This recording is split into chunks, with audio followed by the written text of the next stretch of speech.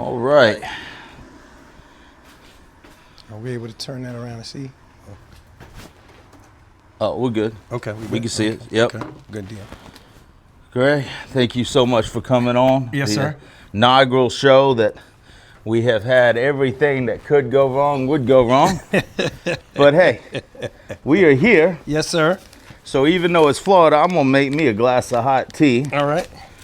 And then I will tell us a little bit about yourself while we're doing this. I know, we're good friends, but tell the world about you. Kid from Philly, grew up, born and raised, went to college at Virginia State University in Petersburg, Virginia. Decided to join the military during that process as well. Been a few states in the military. I did a few years active. I believe it was 3 years active, 3 years reserve. So a total of 6 years. And recently, 13 years ago, going on 14, just moved to Monticello, Florida from Virginia. So that's kind of like my travels. Second marriage, 2 kids, 2 kids from my first marriage, and I'm from my second. So what brought a guy from Philadelphia all the way down to Monticello, Florida, which people that are watching this that don't know, I love me some Monticello, don't get me wrong. Right. But, Monticello ain't exactly Philadelphia by any means of the imagination. Right, nor on the map. Not on the map. No, I get asked that question a lot. My parents are originally from Monticello. Okay, see, I didn't know that about you. Yeah. My parents are originally from Monticello. So when they graduated from high school, they moved to Philly. Okay. And my mom used to bring us down during the summers, right on the family land where we live at, where I live at. And, up until I was about 14. And so my desire as a child growing up, in Philly and having that experience, kind of the Southern experience, country living, I've always wanted to move back or, move to Monticello. And the Most High gives us what our hearts desire.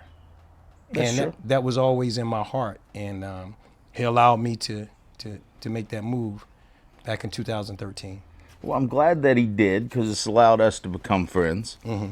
Now, we are going to be smoking an Ashton cigar recommended by Jacob at Jerry's 2.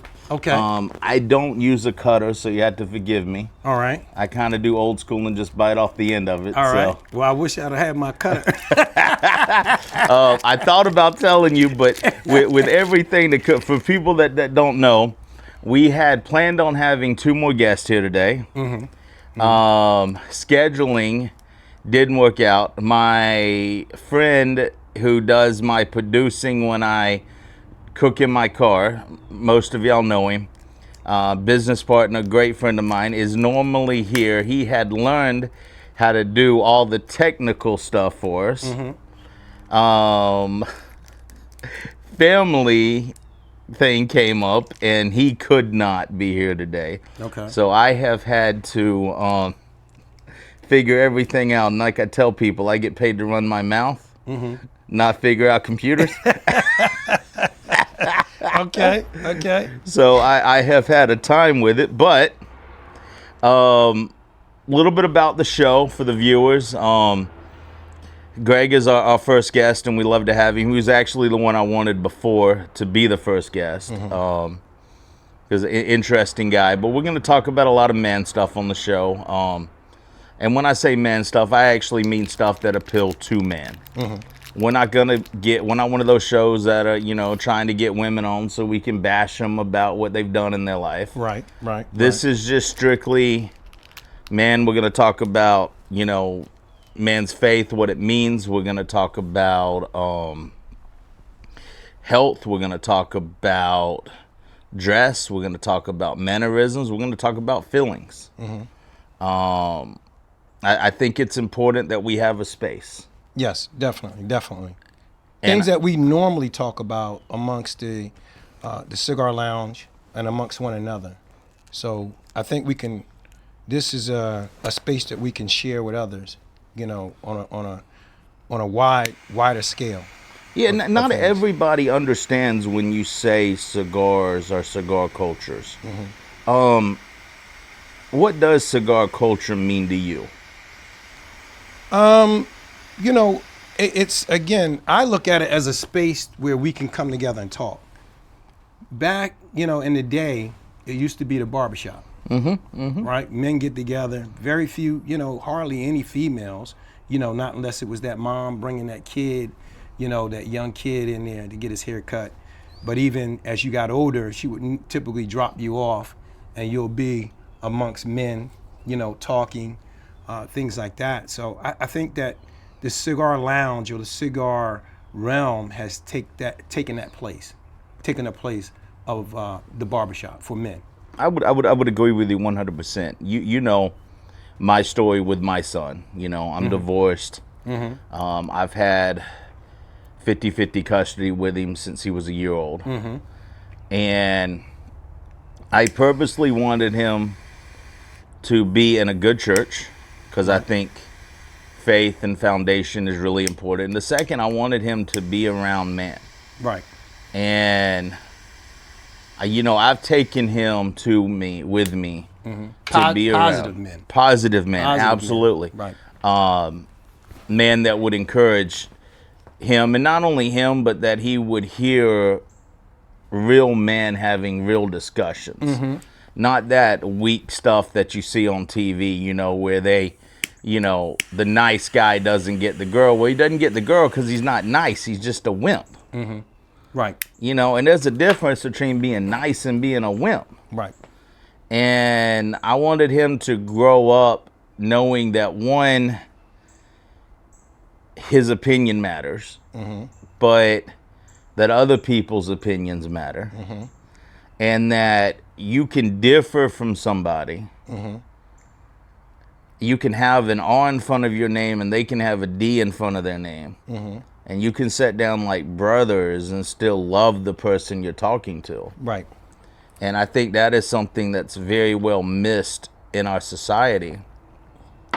And most people don't know this. I have a 17-year-old that can talk to you pretty much about anything you want to talk to him about because he's had the privilege of growing up around men. Right. Right. Right. As you would have in the barber shop back in the day.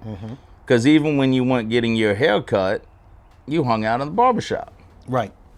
And I do think cigars have taken on that persona of the barbershop.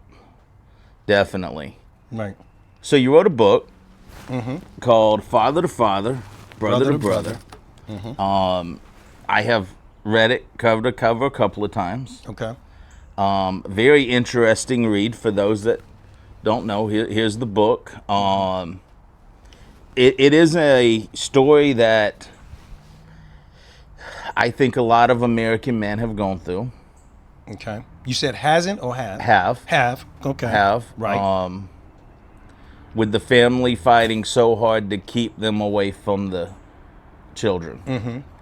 So what is it about your story that you just had to tell, had to get out there? Because, one thing I've noticed with all the authors I've ever been around, they write the book because it's nudging them. It's basically pulling them to write the book. Was that something that you experienced when writing it? No, actually, this happened around 2000, I would say 2010, and it was trauma.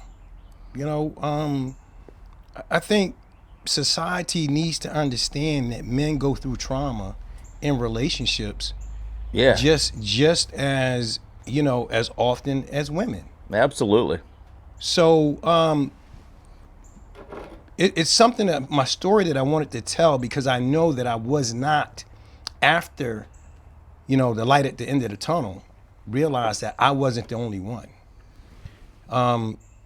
sometimes we think about why we go through things and we can't see and we don't understand. And of course, we pray and try to get understanding.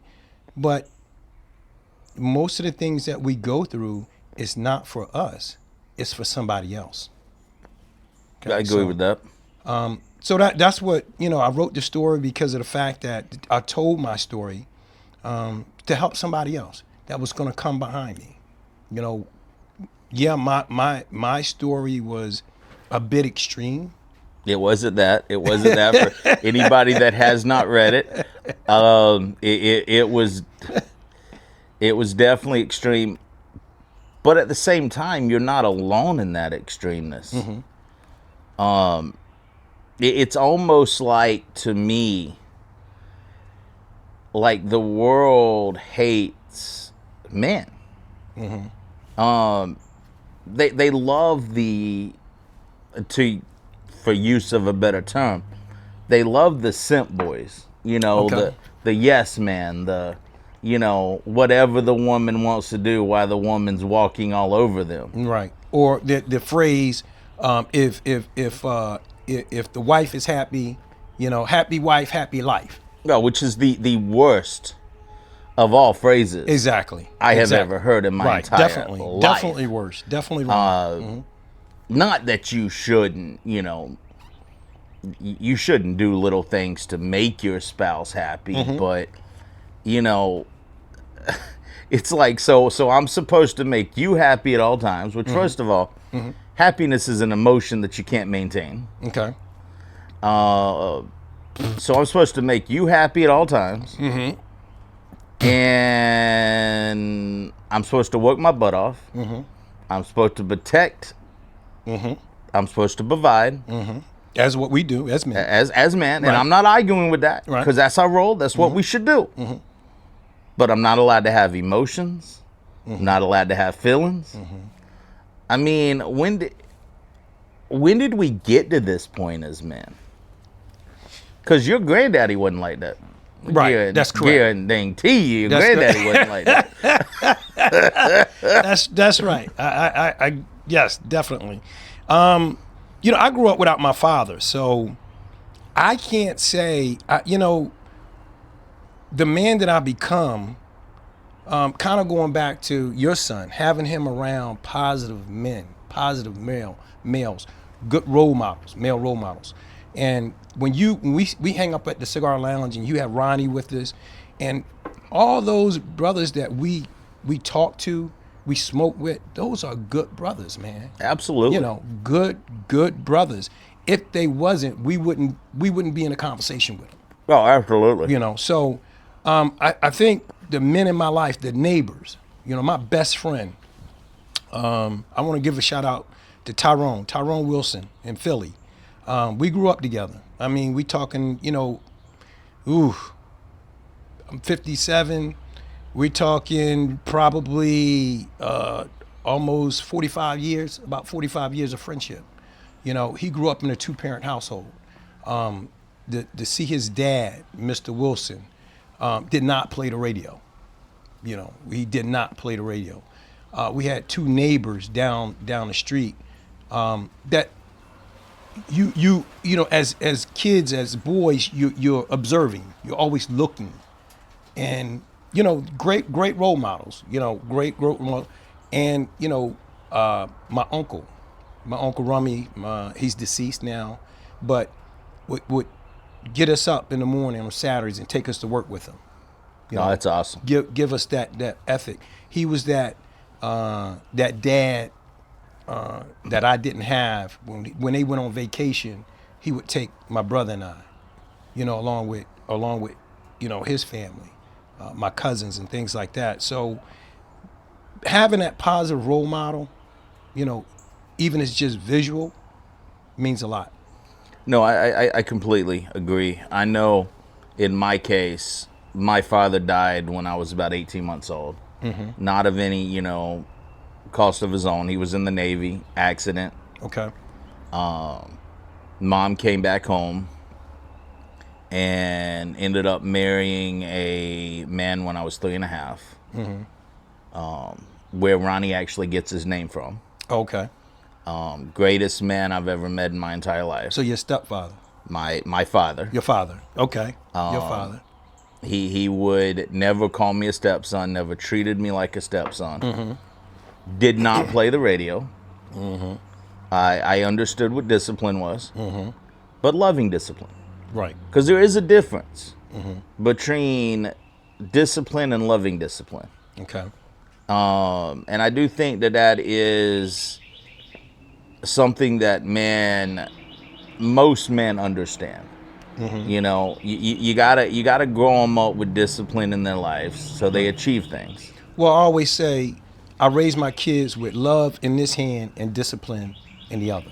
You can't have one without the other. No, absolutely. Yeah. It's like talking about God's love without God's justice. I mean, Right. you can't have, one without the other. That's I mean, right. if it's all love, then there's no justice in the world, and if it's all punishment, then there's no love. There's no love. That's right. Mm-hmm. So I agree with you. So you have 2 children. Mm-hmm. After the divorce, you ended up meeting your wife now. Correct. Well, after the divorce, I was living in Virginia at the time. Did my military time, came back to Virginia. I was in California when I was active duty. Came off active duty from California, Barstow, Fort Irwin. Shout out to NTC, National Training Center. So after the divorce, the only thing that kept me in Virginia was my kids. I was not going to leave. I grew up without my dad. And one thing that I promised myself, that I would never leave my children. Sometimes we can't say things like that out loud, because it's, and again, we're not here to bash women or anything like that, but so many times when we tell women how we feel, it can be used against us. It can be. And I think it's based upon that woman, the maturity of that woman. But during the time, my ex-wife used it against me. So she knew, she could push buttons, or whatever she did, I was not going to leave. And it got to a point where, oh man, 2 years of depression, high emotions, low emotions, and just really couldn't figure out whether, to leave or stay. And so after that, seeking counsel through church, through deacons, even my father, who's a minister, didn't register all the things that I heard.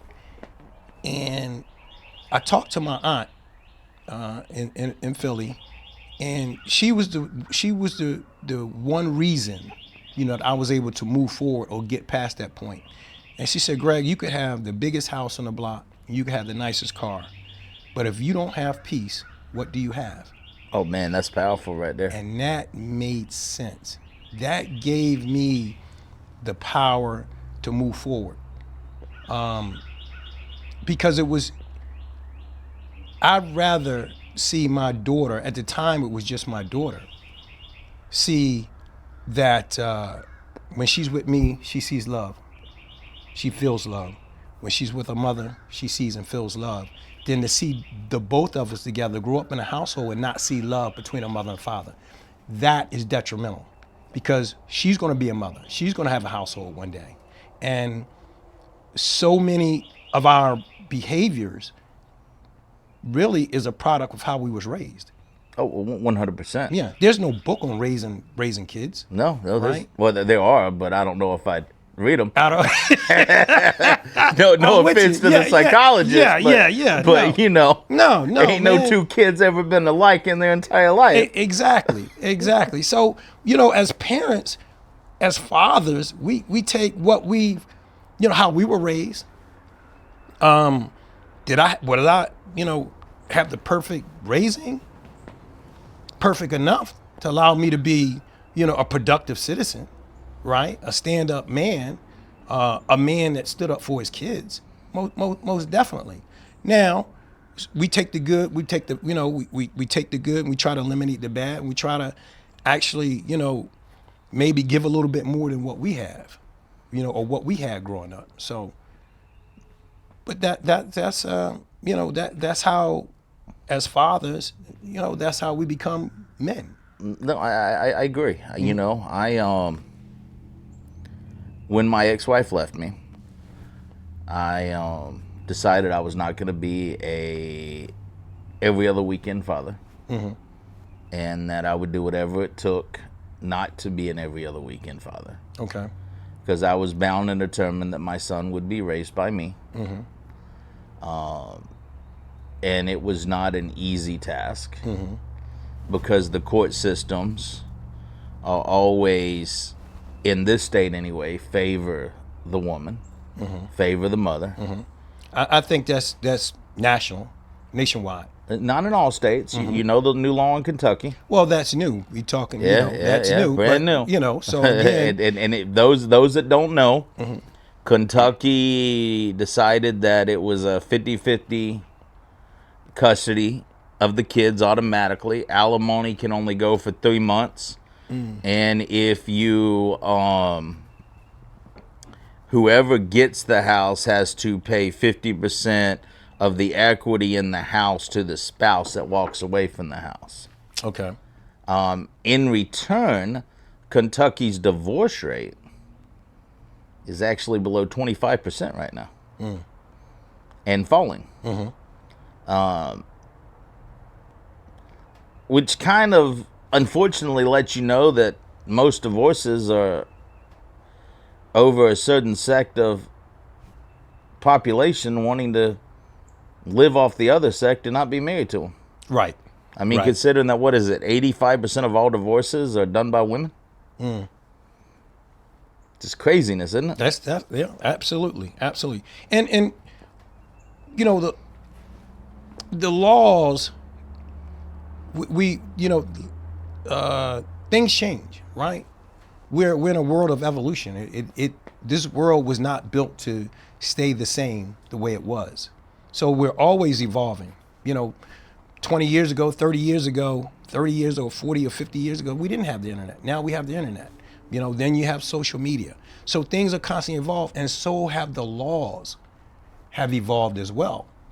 But I think when it comes to men and their children and in the court system, that is the one thing that is still ancient. It hasn't evolved.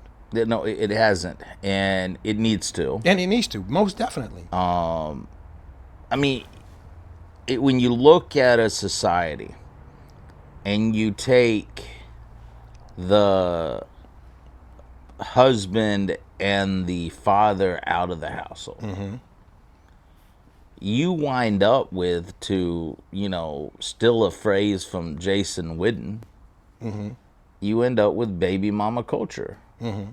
And I've always said it takes a man to raise a man. Most definitely. And it takes a man to raise a daughter that doesn't allow every boy that comes along to climb on top of her. Right. And masculinity isn't toxic. Right. We have, it's under attack. Our masculinity has been under attack for a long time. A very long time. Right. To the young brothers out there, you definitely have to maintain your masculinity. 100%. And I would say the other thing to the young brothers out there, stop having kids out of wedlock. Like 110%. Stop doing it. Right. Because all you're doing is setting yourself up for failure. I mean, the fastest way to not make it out of the poverty level in this country, you know what the two fastest ways are? What? Not get a high school diploma and have a kid out of wedlock. If you do not get a high school diploma and you have a kid out of wedlock, you are 98% to not make it above the poverty level. If you don't get a high school diploma, you're like 70. My math could be off on that one. Not to make it above the poverty level. If you have a kid out of wedlock, you're like 45% Right. to not make it out of the thing. While on the other hand, if you have two-parent households, are almost always above the poverty level, even if the husband's the only one making the income. Well, I think of my daughter. I had my daughter when I was 28. So I was married. I think I married 23.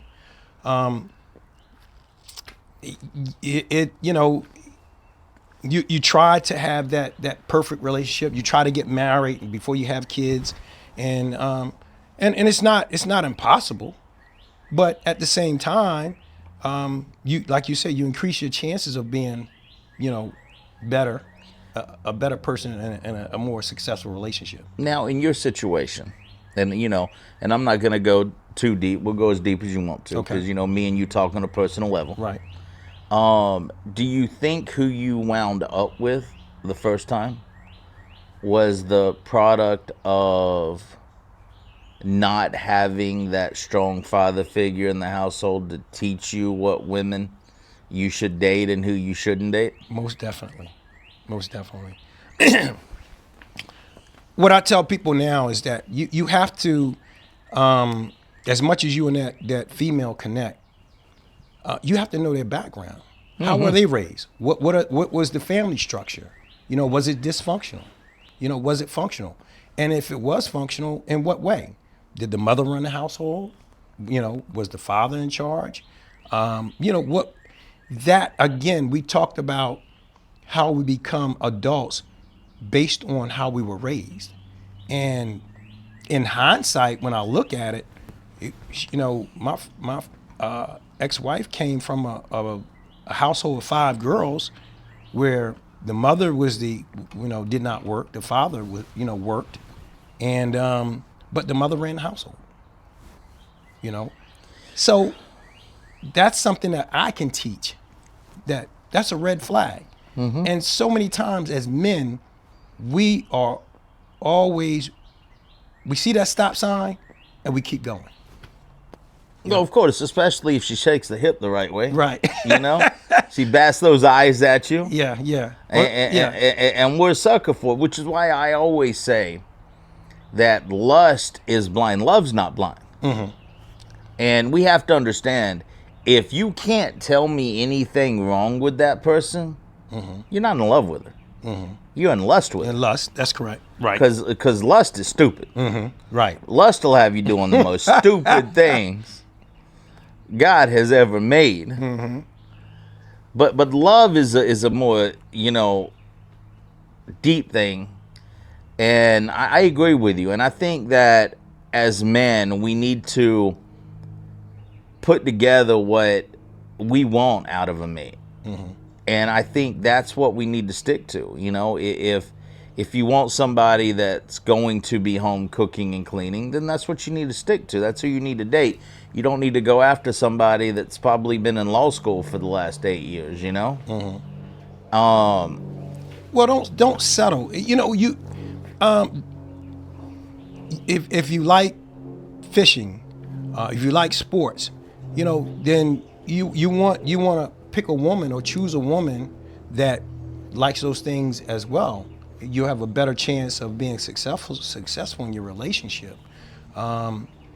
And you also have to like some of the things that she like, as well, as much as possible, right? You have to like each other's hobbies, and things like that as much as possible, and take your time.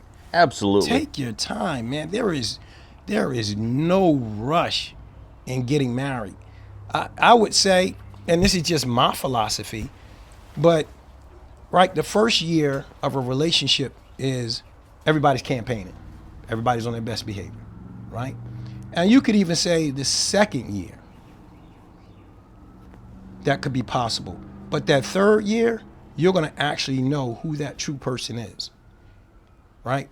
Out of fifth year, you should, at that point, you should make a decision. You should be at that point whether this is a person that you can marry or not.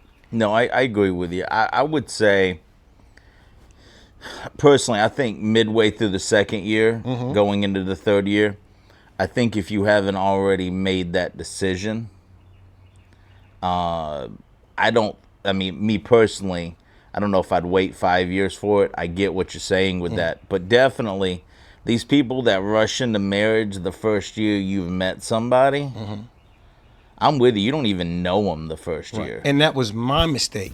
Not knowing, again, we talk about that absent father, not knowing.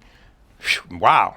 I met my ex-wife in January. We started dating in February. March, we were married. But again, you're talking about, I've been dating. I was never one for, have multiple women.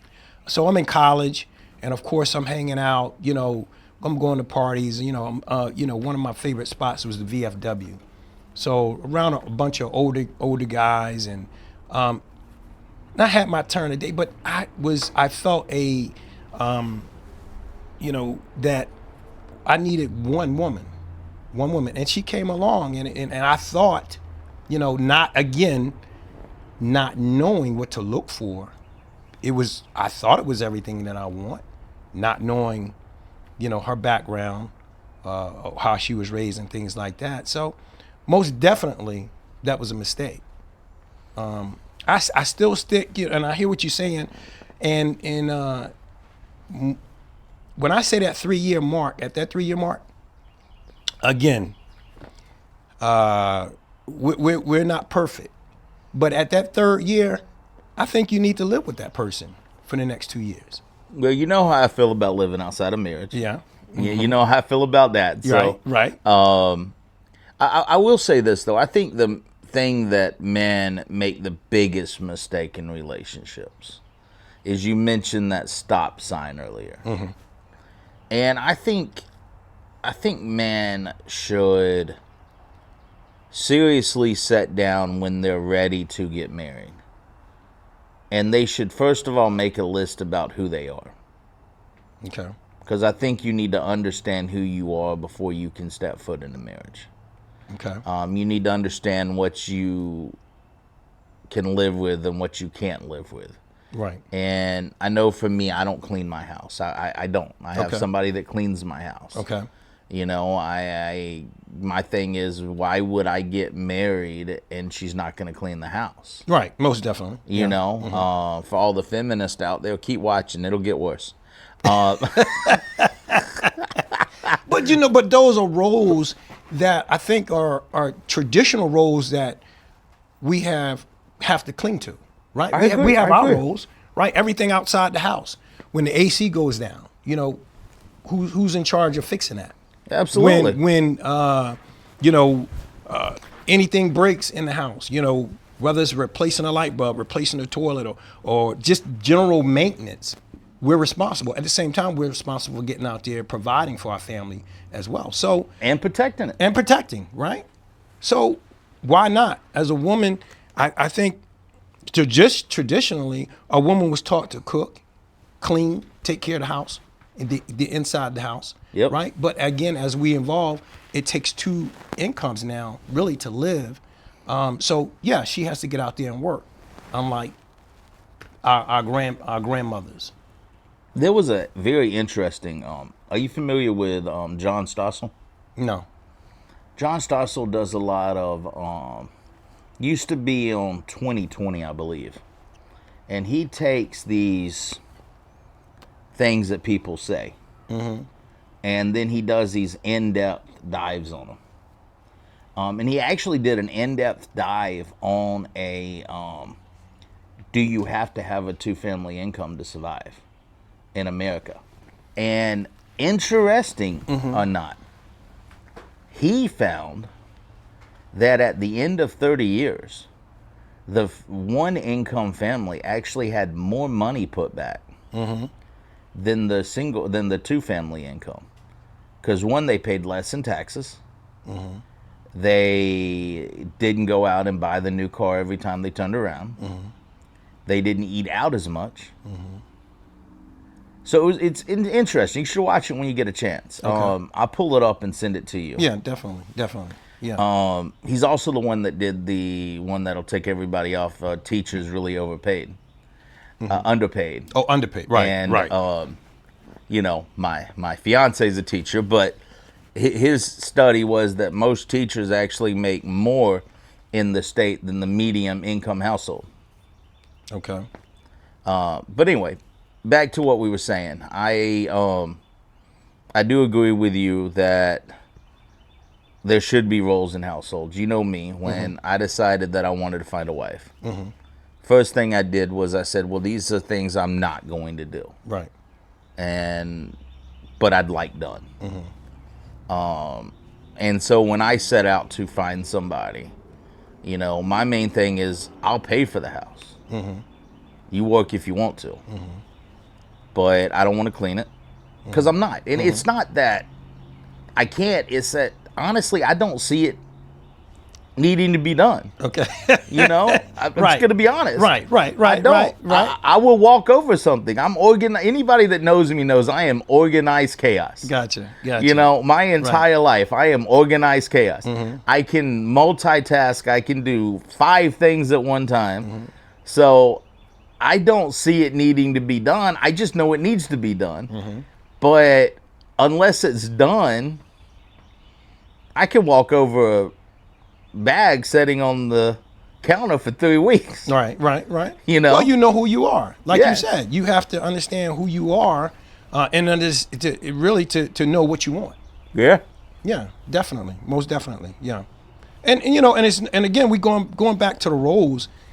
You know, I don't wash clothes. I know how to, right?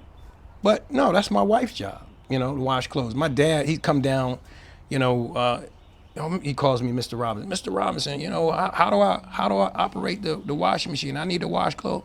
I said, talk to my wife. That's what I got a wife for, you know. At the same time, we had some company and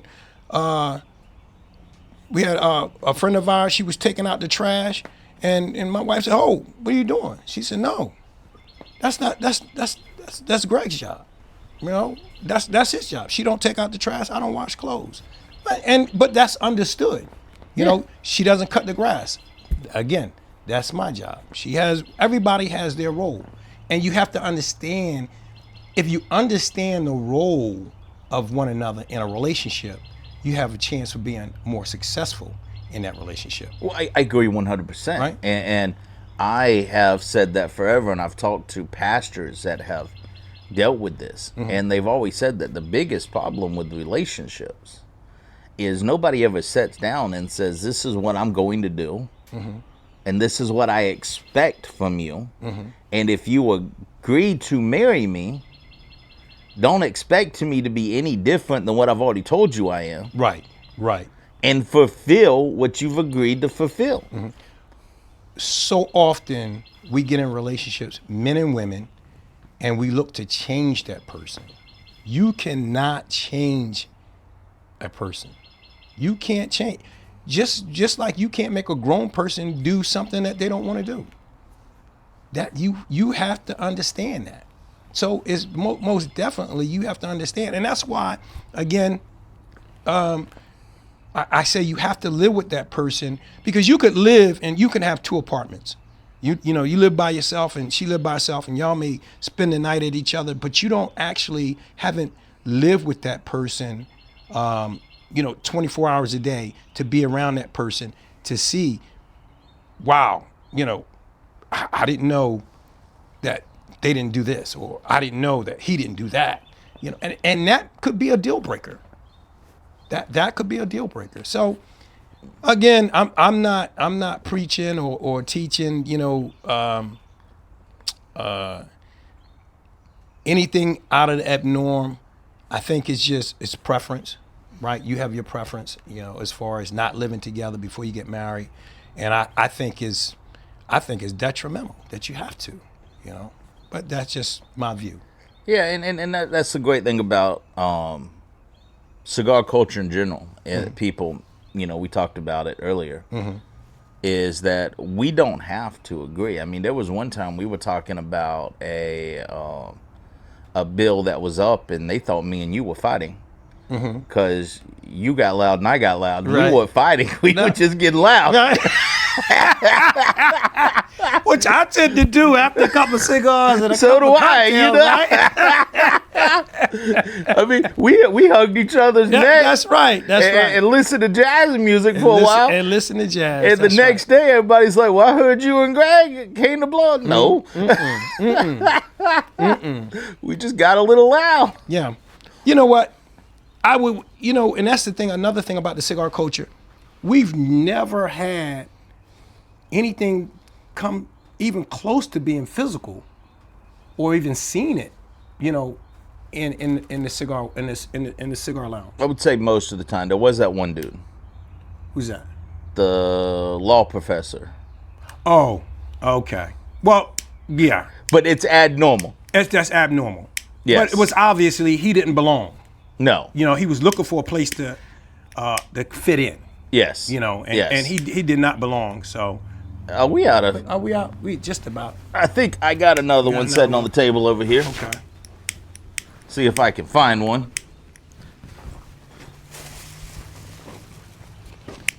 I had like 4 or 5 of them, but my son likes to light fires. Okay. But I heard about that. Yeah, I got it lit. But yeah, not everybody can accept and belong in the cigar lounge. Which is a shame, because you say not everybody can, but it is the most, outside of a really good church, and I say really good church because there are a lot of social clubs that call themselves churches. But outside of a really good church, the cigar lounge is the only place I've ever been that goes out of its way to make people a part of it. Right. Right. From brothers who have come in who have honestly was going to commit suicide. I talked to a brother the other day that said if he hadn't found a cigar lounge, he wouldn't be here today. Right. So if you don't fit in at the cigar lounge, it's because you personally don't want to, I think. And you do things that are antagonizing to other people. So, therefore, you don't. Again, the cigar lounge is a place for men. Men. Okay? You're not there. If you can't be in a cigar lounge and get along, that should say something about your manhood. I agree completely. 100%. I'm just being honest, man. Because, wow, the group of brothers that we have at the lounge, I mean, all walks of life. all walks of life, right? Races, Yes. religion, right? Different on a political scale as well. And the cigar lounge is the only place I've ever been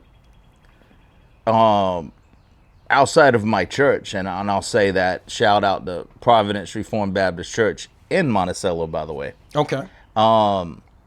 Where, we talk about politics that's happened in the day. Nobody gets upset.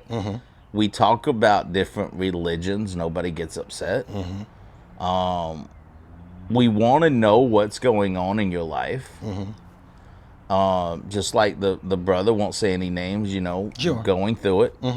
And we took time and we prayed with him. Right. I hope he's watching this, and I hope he's doing good, and I hope we see him this week. Yes. So that we can love on him. And I think it's just like a church, right? You can't go into everybody's church. That's true. You can't go into everybody's cigar lounge. The cigar lounge that we have Jerry's and Kerry Forest, Tallahassee. Well, so I you know, we're going to do some name droppings in a positive way, right? So that Just by the way, Jacob, when you watch this, and you better watch this, kudos on the cigar. oh, most definitely, most definitely. This is really, I've expanded my palate to a Maduro, where this is a great stick, and I'm definitely going to add this, you know, into my humidor, most definitely. I'm enjoying this. Yeah. He asked me the price range when I went in. I think this was like $22. Okay. A little bit more than I normally spend on cigars for people that know me. But I was like, you know, I've got Greg coming, and that we're gonna sit down and we're gonna talk, and that, you know, I wanted something that me and you haven't had before. Okay. So I was hoping you hadn't had it, Right. and you know, so we could get that experience together and trying it. And I appreciate it, most definitely. And honest, and I wanted to have something that said thank you for coming all the way out here. But yeah, cigar culture it really is a brotherhood. Yeah. It has my closest friends in this world. Have all either come from church or cigar lounge. Okay. And I agree with you. Not all cigar lounges are created equal. But we belong to a good one. We have a good cigar lounge.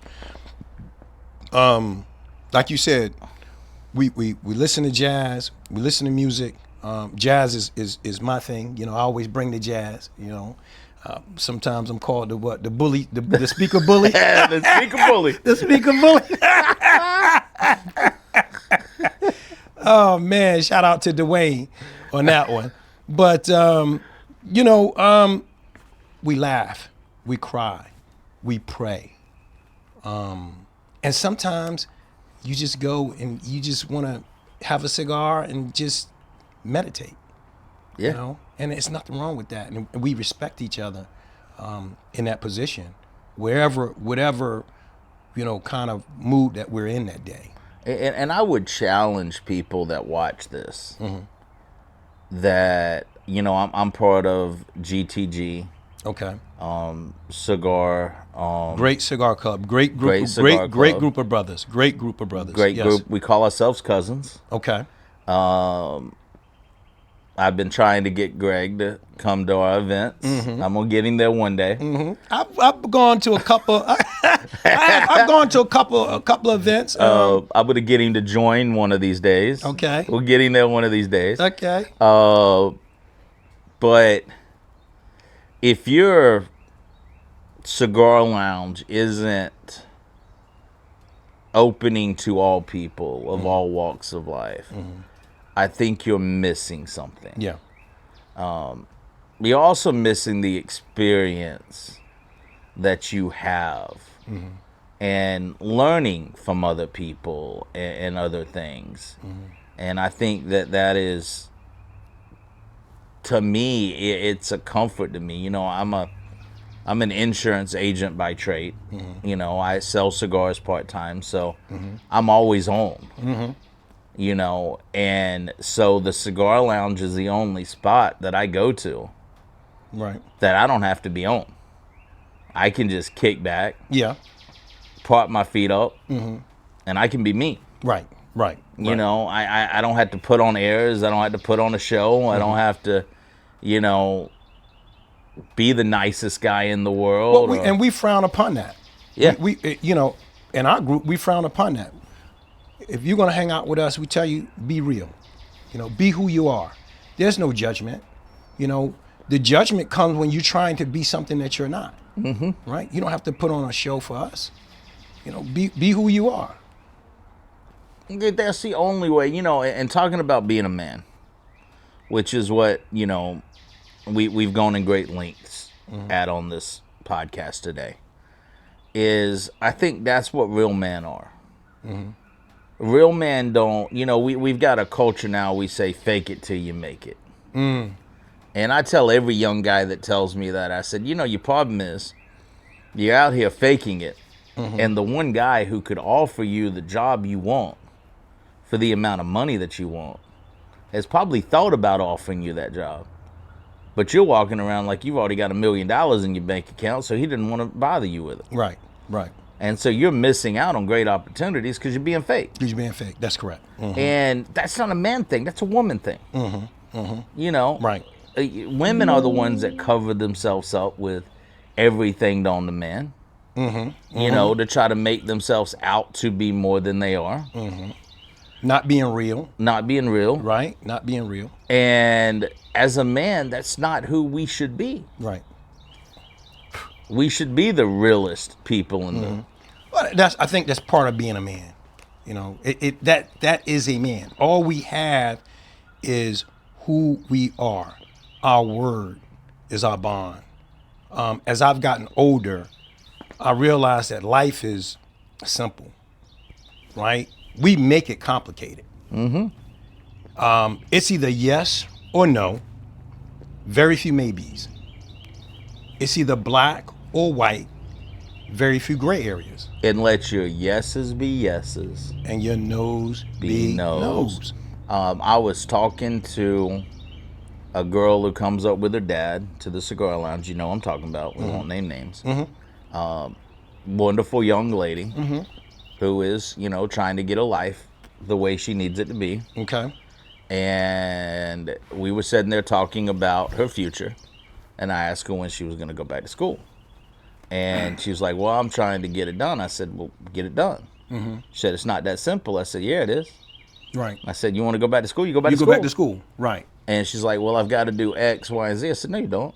So you go back to school. I said, if it's money, the brothers will pay for your college. It ain't that big of a deal. Right. We got enough brothers up here. I said, I'll pay most of it. I said, we got enough brothers up here that care about you. Right. We'll pay for you to go to community college while you figure out what you want to do. Sure. We'll pass the hat around. That ain't that big of a deal. So, Right. And I think that's what women make things complicated. Man, on the other hand, should not be. And I'm hitting the computer because it says we're getting low because I guess we came unplugged. So give me a second while I plug us back in. Okay. But I think that is something that I agree with you 100% on. That you should